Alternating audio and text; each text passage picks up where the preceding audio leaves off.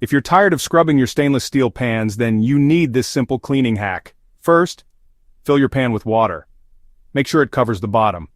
Now, add a few drops of dish soap. Heat the pan on medium until the water simmers. This helps loosen those pesky bits stuck to the pan. Next, grab a wooden spoon and gently scrape away the food particles. Be patient, it's worth it. Now carefully pour out the soapy water. Got burnt spots? Sprinkle baking soda generously over the burnt areas. Add a splash of white vinegar. Watch it fizz. That's the magic happening. Let it sit for about 5 minutes. Then, use a soft sponge to scrub the pan.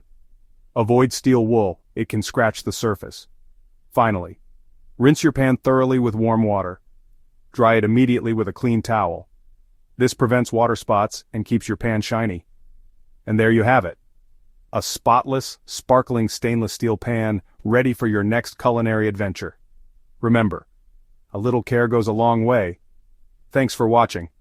Hit that like button if you found this helpful, and don't forget to subscribe for more kitchen tips. Happy cleaning!